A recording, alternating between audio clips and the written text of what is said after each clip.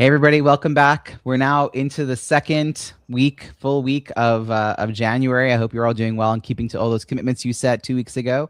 Without any further delay, I would love to introduce this week's episode. You've written a great book. You've poured your expertise onto the page, but then what? Too often books end without guiding the reader to take the next step. Whether that means joining your email list, signing up for a training, or starting a conversation, that missing link is lost. A lost opportunity to turn interest into action and readers into clients, collaborators, or champions of your work.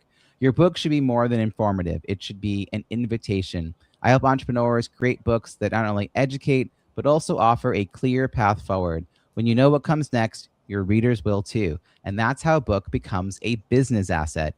If you're in the early stages of your book journey and want to make sure it supports your business goals, let's talk. Schedule a complimentary 30-minute book launch brainstorming session to learn more about the Author ROI program, a small group experience that helps you map your message, define your outcomes, and plan for long-term impact. Visit booklaunchbrainstorm.com to get started. And now let's meet today's panel. With me, we have Jeremy Shapiro, who wrote Your Business Growth Playbook, Breakthrough Strategies to Scale Your Business for Business Owners Who've Outgrown Hustle, a clear and actionable guide for entrepreneurs who are ready to stop grinding and start scaling through smarter systems, team support, and sustainable growth strategies. We also have Laura Biewer, who wrote Beyond Loan Signings, the ultimate guide to monetizing your notary commission with specialty work, a comprehensive roadmap that helps notaries expand beyond general signings and discover profitable niche services that align with their skills,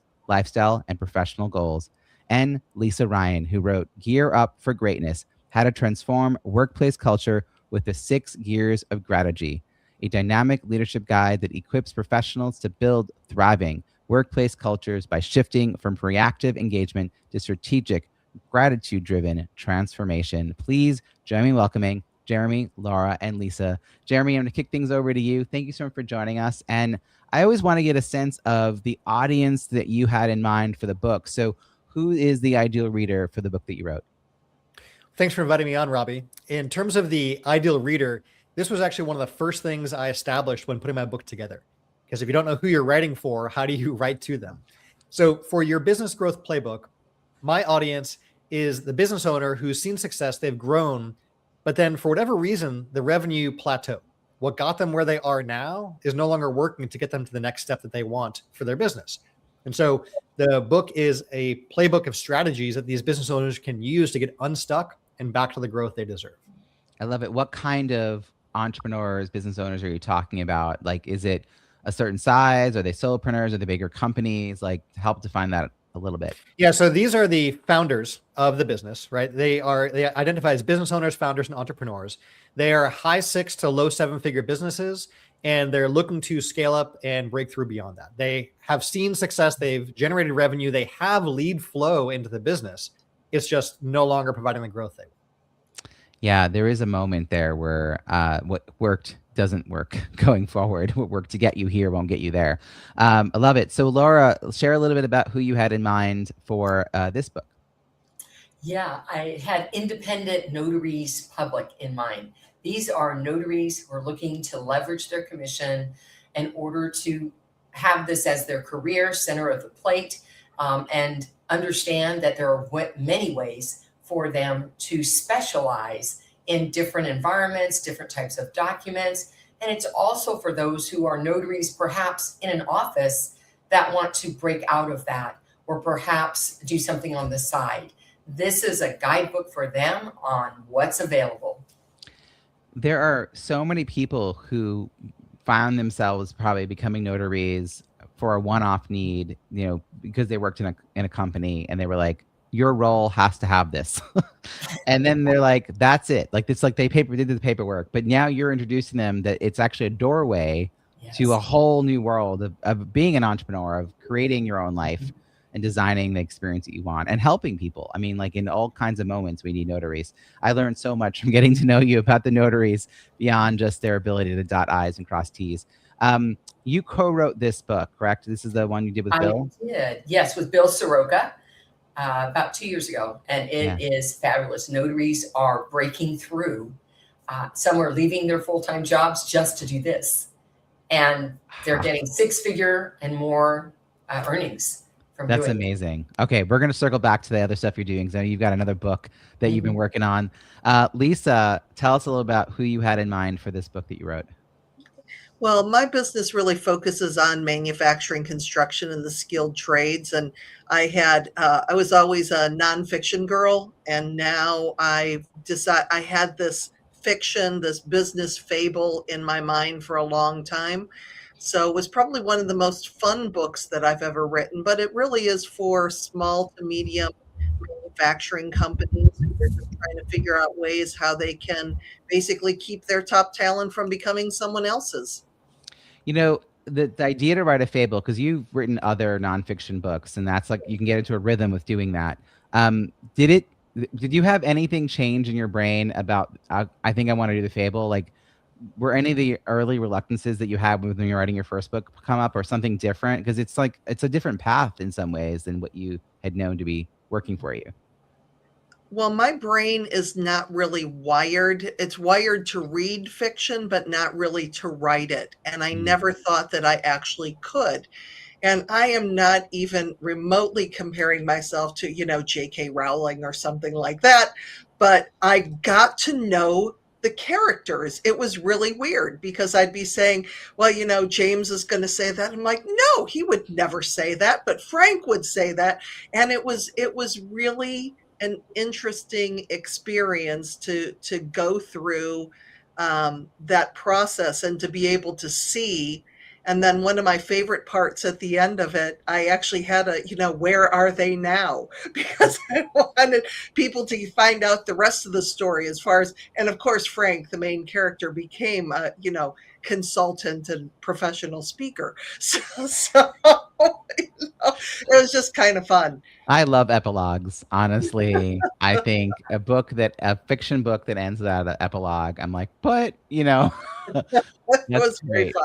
I love that. Jeremy, all of you have these really clear audiences. I love that because that doesn't always happen here when I talk to authors. There's still some who are like, well, it's kind of the entire industry, this entire world, everybody. Jeremy, have you written other books, or is this your first book? This is my first major, publication that's come out. And could you just address like the angstiness related to that and how you overcame it? Because I know a lot of people who want to write a book. I mean, it's a pretty well-established fact that over 80% say they want to write a book, but like 1% or so does. So you're doing it. You have this book. Yeah.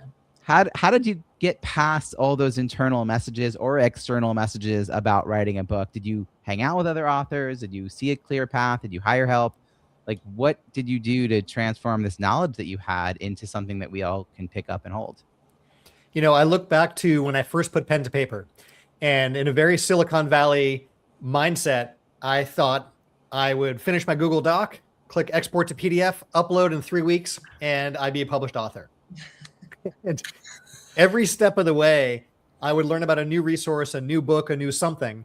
And as I would read that book or learn from that course or that expert or whatever it was, I would push that timeline out because I realized there were things I should be doing that I didn't know about until I started down the path. And that ended up being about a 10-month journey from putting pen to paper to having the book out there and published. But every time I pushed back that publication date to more intentionally put something into that pre-launch period, it was a good move. And one of the biggest ones, Robbie, actually came from your book around getting Amazon reviews. So great. I was all set to publish, found out about your book, and realized how much more work I had to do to get those early reviews before launch, and followed exactly what you said in the book. Yeah. And was able to then launch my book with reviews out the gate, which was hugely powerful. That was not even a strategy I understood. In fact, I remember searching online and looking around for how to solve this catch-22 of getting reviews for a book that's not out, and how you do that and what the order of operations is.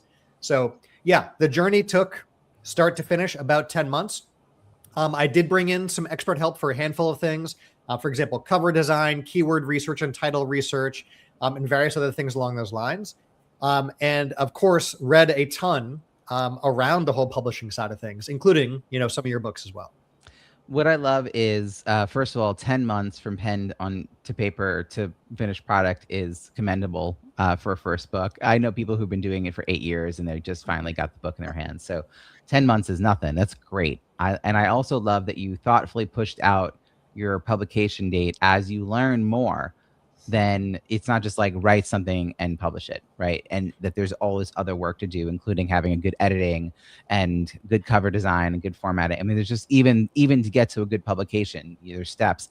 But that right when you thought you were ready to go, you were like, oh my gosh, Robbie is saying I have to do this whole other thing. And some people might have been like, no, I'm cooked. I'm done. I can't. And you're like, I'm going to do this right. I'm going to do like, and very proud. I actually had just pulled up, but since you mentioned this, I've got your reviews. You have 46 ratings and 46 written reviews. The ratings are the 1 through 5 stars. And what this tells me is that you did a campaign to get reviews. 100% of the people who went to the page left you a rating and a review, which is really, really awesome. And you've got recent reviews coming in too, including just like in the last week. So ongoing reviews are really solid as well, because that's an important piece, not just out of the gate. Remind me, when did your book come out? So the book launched in early October. So in this short time frame, I knew it was really recent. You launched it with some reviews, then you joined the Kindle Flash Sale. We'll talk more about that whole process in a moment. Lisa, you have done a lot of books. I've lost track. How many books do you have? This one was 12. 13 is almost done. That's amazing. Oh. So was there anything different that you decided to do to help get this book out into the world, that maybe because it was a fable, maybe because you just learned a little bit differently about what people needed or what your clients needed? Did you apply anything new to this, or is this sort of tried and true process that you keep using? It's pretty much tried and true. I mean, I think the first 5 books that I published in 5 different ways.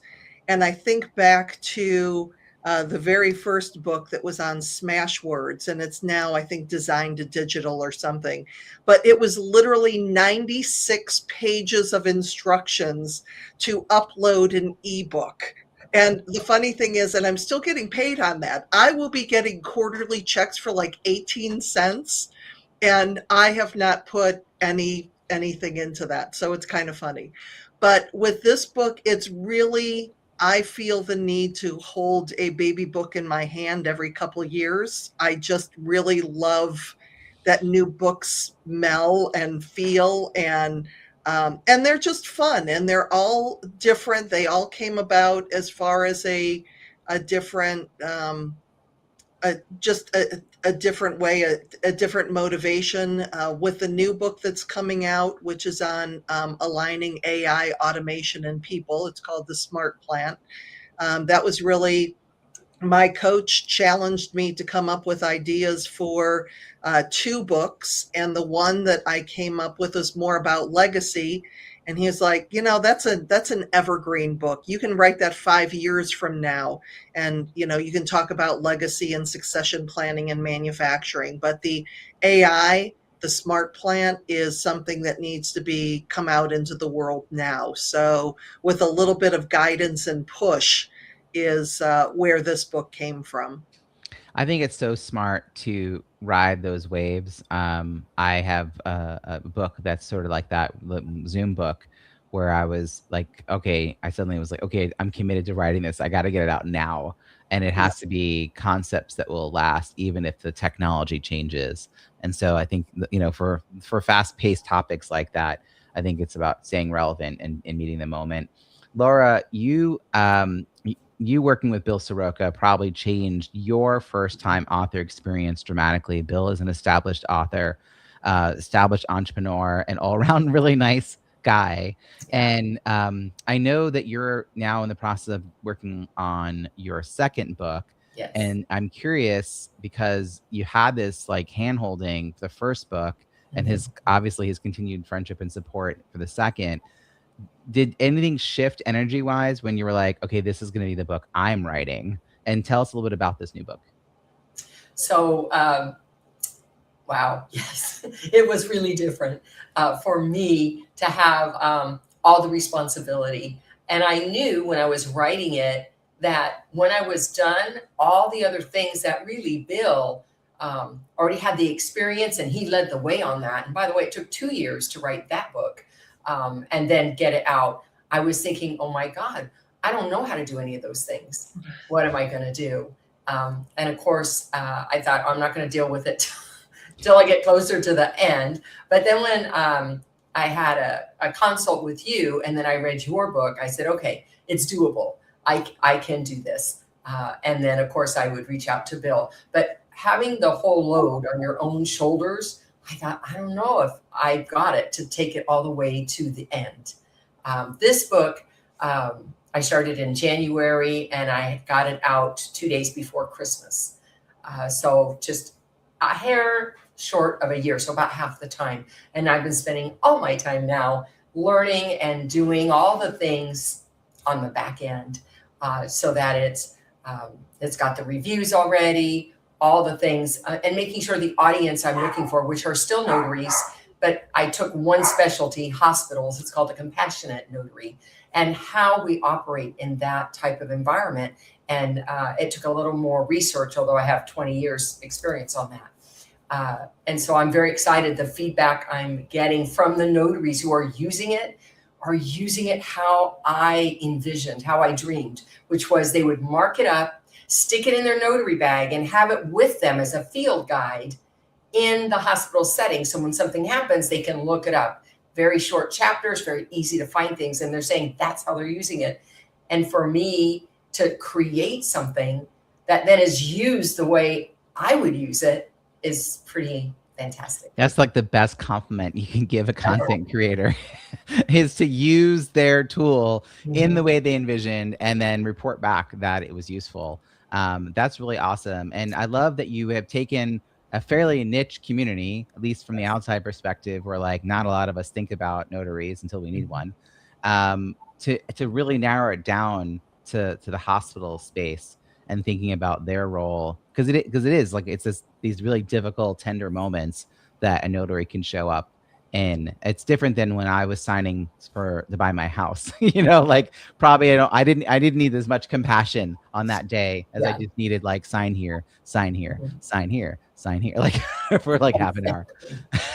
So that's great. And I love that you had some sense of what was coming next. I think this is the hard part when we are not aware of and haven't been part of an author space and haven't really been paying attention to how books become a reality, is that we have what Jeremy, was saying, like that initial notion of like, I can write it all up and that's the process. Like as if the hard part is getting the book written, which it is not an easy part. But I've described this in my book, Launch Your Book, An Entrepreneur's Guide to Reviews that Drive Revenue, that a number of you have mentioned. Thank you for that. That the mentality is that it's a marathon when really it's a triathlon, because there's 3 legs to this race. It's not just run and get to the finish line. It's swim, which is the creating the book, run sopping wet to your bike. Now you've got to go publish this book, which is a whole thing. It's on its own. And after all of that, you still have to run. You still have to do the marketing and the launching and the ongoing effort for people to find out about it, which actually brings me back to metrics. Jeremy is a new author. I'm curious how you thought about success metrics for when your book was first coming out. Like, what did you then think would mean my book's been a success? And now the book's been out a little bit. Are you starting to change your mind, advance your thoughts a little bit about what true success looks like? When I look back to my initial goals for writing a book, I actually listed out in my planning document, like the 4 reasons I wanted to write it in order, right? And I saw over the weeks that those started to shift. And a foundational piece to that was I'd read Rob Fitzpatrick's Write Useful Books. And he talks about this concept that I'd never heard of before, which is a back catalog book. And Seth Godin talks about this and other folks do as well. And you've even mentioned it on this call about having an evergreen book. And so a back catalog book isn't a book that just sells from your product launch, but it's a book that is desirable, right? It's a book that's engaging. It's a book that's effective. And as a result becomes highly recommendable. And so the flywheel spins of the more people who read your book that then implement it, use it, and recommend it, the more books sell. And so the more we can do to to really launch that effectively and start that snowball, the better. So initially, I was looking at this from an expertise and authority standpoint and lead generation. And that shifted to wanting to have a truly useful book that would be a true back catalog success that for years and years would continue to be reordered, recommended, used in classrooms, used at conferences, and would be that short list that people say, hey, you've got to read your Business Growth Playbook. Mhm. And so that is really the metric I look at now is how is that snowball growing month over month over month? I mean, and there's like concrete evidence of that happening with these reviews you're collecting. I mean, you're gonna clearly pass 50 reviews, and you're really gonna probably in the next year get to that 100 because you're just kind of steadily moving forward with that. Lisa, what year was your first book released? 2010. So 16 years, a lot has changed. And how has your definition of success evolved as you have had your own success, your own books, seen other people do things? Like what feels different now than maybe when you started? Well, for a long time I was figuring it out. Like I mentioned on the smash words now, I mean, what took 96 pages of instruction in 2010 now takes a contractor formatting a book to Kindle and pressing a check button on Amazon when you're uploading it. So the process is a lot easier now. With this book, I finally, instead of piecemealing everything like I've done for most of my books, because, I'm cheap, is that getting one person, to design the cover and another person to do the interior formatting, another person to edit, and all of these kind of things that take a lot of time. And I had a recommendation for somebody that basically did the whole thing for me. And even though when she first quoted the price, I was a little bit of, but then it was such a nice experience to just like put it to someone and still get the cover that I fell in love with, because I think that's one of the most important things is if you are not excited and proud of the cover and you don't love that, you're just not going to be as excited about your book. And I've made really good decisions. I think I'm just kind of refining the process now so that I can, put out a book a year if that's what I'm called to do. Some books have more, but this one, Gear Up for Greatness came up. It has been about a year. It was a year in August that it came out. This piece you just described, I want to clarify for people who are listening in. What you were initially doing, which is what I've done for all my books, is the truest form of self-publishing. You are project managing all the moving parts. You are hiring people, but you're hiring individual contributors for different pieces, the editor, the formatter, the cover designer. And you may or may not have a writing coach, like whether you need one, but it's you spinning all the plates, handing the project management to either an assisted self-publisher who basically has a team, or a hybrid publisher, which there's a little bit of an overlap between these two, but similar outcomes. One you might pay a little differently for, one might take royalties.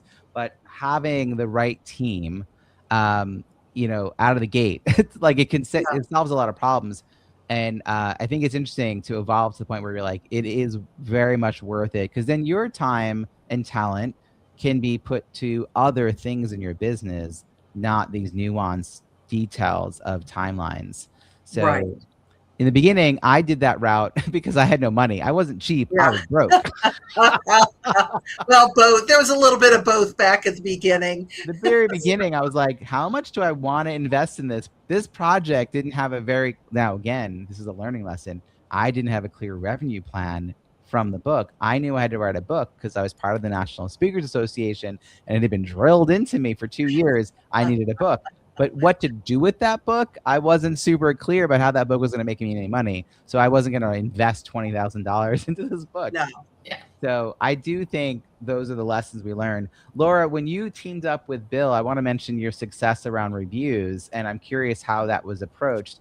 You, on this book, the two of you collected 149 global ratings. That's again the 1 through 5 stars, and 103 written reviews. And again, you have a review as of New Year's Eve. So you've got recent reviews coming in, which is important as part of the ongoing process.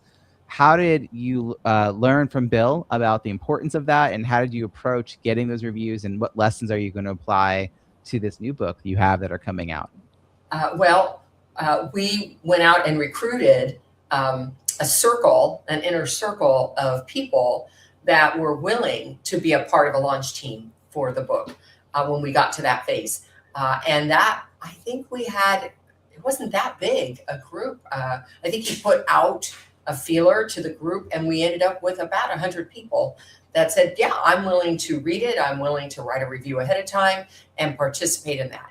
And that's how we got started. Some of them we used as the advanced praise that went in the book, and then the rest got posted. And the initial review, I mean, we had over 50 like immediately, right? The day or two after launching it. And getting people to do that was, I was amazed. I didn't even know you could do that. So that's where we got started. And then the follow-up, because, not everybody does it. We had a lot of people, and, about half did it, follow up with the emails to say, wow, we'd really love for you to post what you already gave us, or if you would write one now, that would be fantastic. It's out in the world. It would really help us. And then again, a portion of those. So it just kept it growing. Now, we didn't really continue doing that the second year of it being out. It just was people would buy it. Some people would put a review, some not. I think the difference now from the first time and now when I'm doing it is that when I'm asking, or when somebody says, oh, I saw you have a book, or I just read your book, I tell them right up front, wow, I'm so excited. Could you tell me what you thought was going to help you most? What was the best part of the book? Would you recommend this to someone else? And get engaged with what they experienced with the book. And then if they haven't suggested they're going to do it, I say, I would love for you to share that, as a review, so other notaries will know what they can expect with this book. And that has worked very well. That's so right now my review count and my written reviews are the same. I have a review to go with each one, whereas we didn't really focus on that the first time. And I realized that, okay, I can't just ask for them to go rate me. I need them to say what helped them, what specifically, and the specifics made a deal. That made the deal. I always say what I'm asking for is a helpful review. I don't say 5 stars. I don't say a good review. I say a helpful review. And I'll just tell briefly that I had someone who loved my first book. He was an old friend of my wife's, and he loved my first book, which was a little more universally appealing because it was about networking at conferences. So just a lot more people would be interested. My second book was geared towards entrepreneurial women in their 50s who were looking to grow their impacted income through a new revenue stream. I'm laughing because he met none of the criteria that I just mentioned. So he did not love my second book. And he submitted an advanced review that wasn't a great review, but it also wasn't a helpful review. So I wrote him and I said, here's a little context for the book. Could you write a review? And I don't care if it's 3 stars, because that seems to be appropriate. For you, it did not make sense, but for you to share why it doesn't make sense. So he ended up writing a 3-star review that said, I love Robbie's first book. I picked up this one. It didn't really speak to me, but I can see how it would be useful for, and then gave some examples. And it ended up being like, everyone wants to know about the 3-star review. Like if you have a lot of 5-star and 1 3, they'll click for the 3 or the 4. Right. And that could really be helpful for a future buyer. My joke is that my wife's really into romance, and then she gives me great books to read. And if someone gives a 1 star saying, oh, too much smut, she's like, oh, what book was that? It's like one person's yuck is like someone else's, let's check that book out. So I love this focus on asking questions that you're getting into, and that you're no longer feeling bad about it. I think there are authors who feel like asking for the review is almost intrusive or begging or difficult, but you're now seeing that it adds value to that person to crystallize their thoughts on it and make them think like, who else do I know that needs this? And then for them to share that helps other people as well. So kudos for that mindset shift, which I think a lot of authors don't have when they're first starting out. Lisa, I want to come back to you about the Kindle flash sale, and then I'm going to follow up with this question with Jeremy, because Lisa, you have marketed a book every way through there is. Like I can't imagine you've turned any rock and not tried it since 2010. I'm sure there are things you tried that no longer exist, tools that have moved on, new platforms that have emerged. So when you saw the Kindle flash sale and you were thinking about the marketing of a book, like what appealed to you about the promise of this idea of a collection of authors all lowering their Kindle book price to 99 cents, cross-promoting, dozens of us doing it at the same time? Like, what were your thoughts about what it was going in, and what's been your experience of it as an author who's gone through the campaign? I think that in the years past, I have bought books from that because, again, I like sales and I like sales on books. So I think that it was really nice to be able to have everything on one page where I can go and, see all the different books and read a little bit about them, but also just to participate with a group of people supporting each other and supporting each other's books. And I had people reaching out to me from the flash sale of, hey, I just read your book and I really enjoyed it. And these are people that would probably have never found it on their own, left to their own devices. So it was just from a group experience. It was good. It was really nice to connect with people from a marketing standpoint of just with everybody putting the word out and sharing that page with all of the books, giving other people the opportunity to shop sales. I thought it was a very profitable way to just get the word out and get a lot more exposure. Yeah, what I love is that it's a way to remind people that you have a book without really talking about your book alone. Like, hey, don't forget I have a book. Don't forget I have a book. Don't, or don't forget to write a review. But it's more like an offer or a gift to say, oh, hey, my book's part of this collection of books that are all discounted, and you might want to check it out. And you can, by the way, buy gifts for other people as well. And so it just, the diversity within the framework of these are all books written tied to some kind of business, speaking, coaching, consulting. The breadth is really interesting within it. For you, Jeremy, you were really able to leverage this at the tail end of a launch. And I had quite a few authors who did that this time around. I've been more purposely mentioning this to my clients and to just being more clear with people that I talk to on these get to know you calls. So how did you think about the Kindle flash sale in relation to the launch sequence that you had already in place? So the launch, I was conflicted about when it came to pricing. I remember during the whole pre-launch time, I was hearing from some authors about, you launched at 99 cents. And my view was, if the book isn't worth the list price, then why would I want someone buying it for less? And I heard a lot of good counterpoints around why you'd want those more discount sales, right? Especially because in my book, I have an entire section dedicated to why you never want to discount your products and how does this have congruence with discounting the book. That being said, it became clear from a lot of folks who've done this successfully why it's a good idea for certain windows to discount that book down to 99 cents. So that all being said, the Kindle flash sale that you ran dovetailed nicely from the initial product launch where we had the price reduced, got the early reviews. The price went back up to its full list price for a good, I think, 6 or 8 weeks before we brought it back down again for that Kindle flash sale. And so many great things came from that flash sale, most of which I did not expect at all.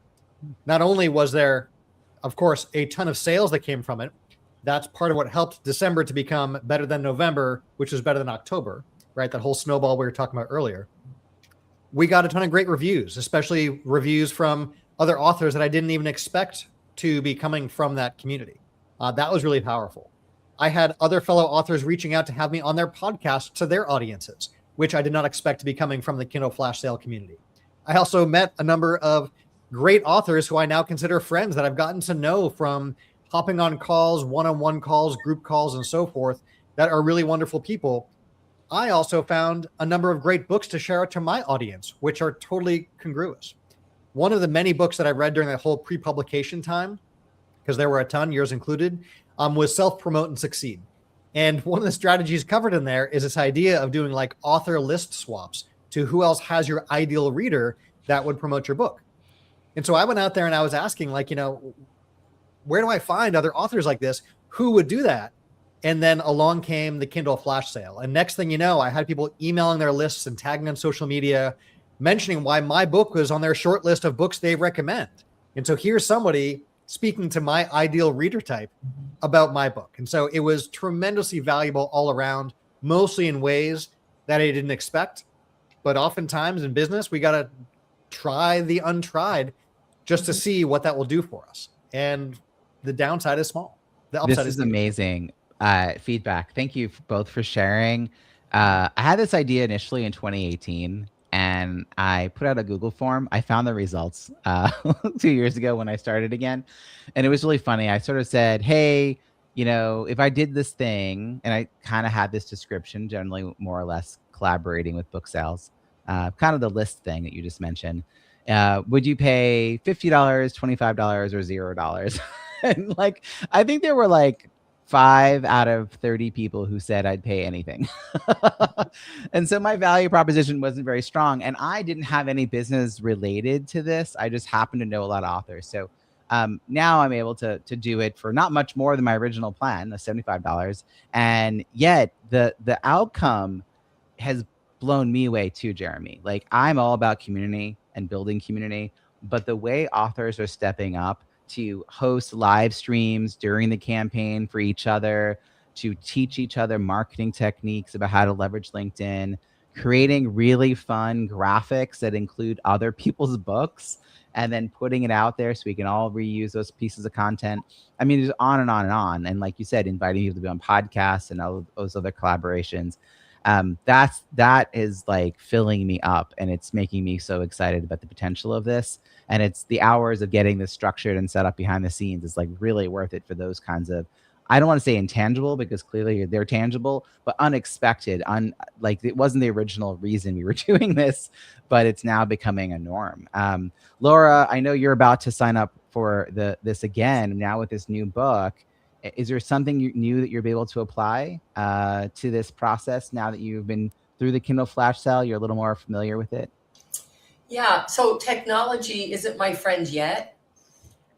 And so that's what I'm hoping to step up. I was just struggling to do all the things I was supposed to do, on my end of the bargain.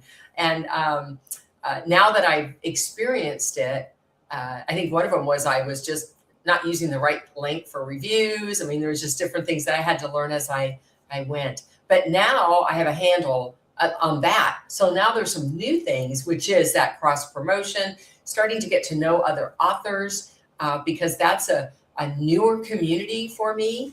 I'm all huddled into my notary community, but it's a new community because this is where I'm headed. And I'm very excited about what I can do more than I did the first time. Laura, while I have you, the next question I want to ask all of you is to share a success story.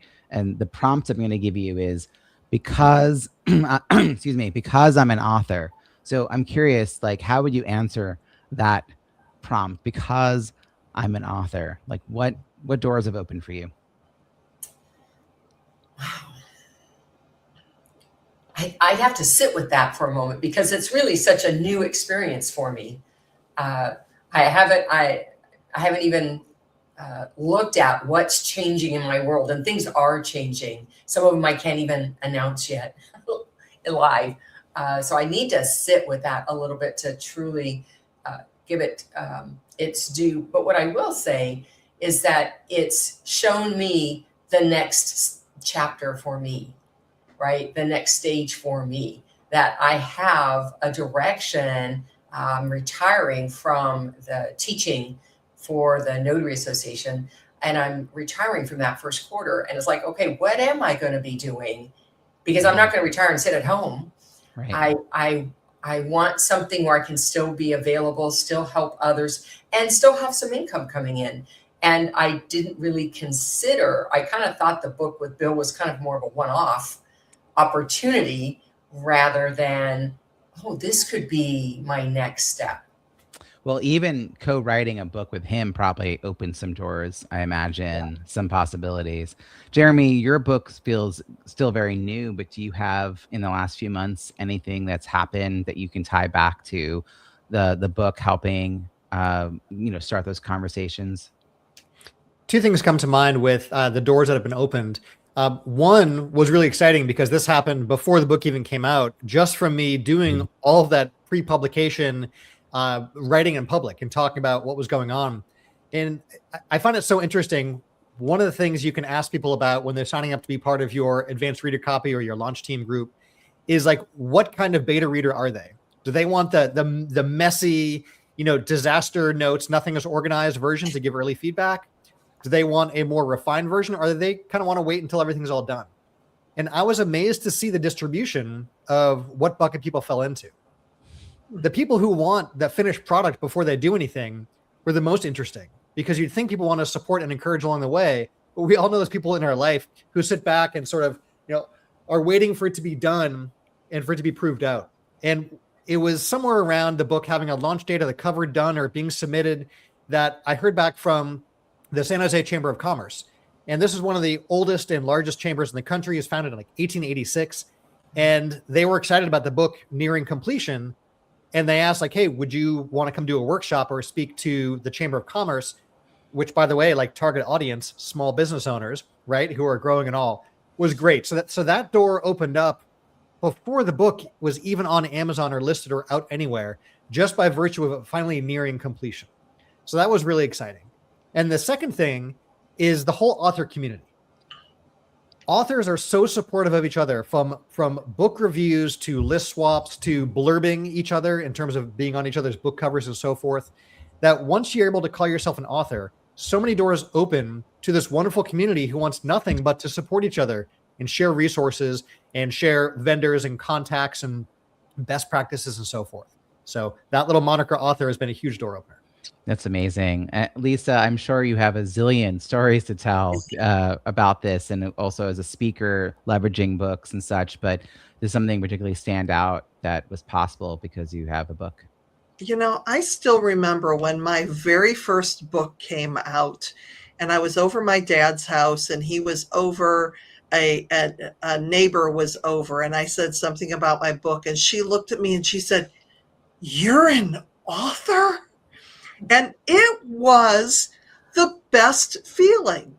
And then for a long time in the National Speakers Association, Dan Poynter was probably one of the first self-publishing gurus out there.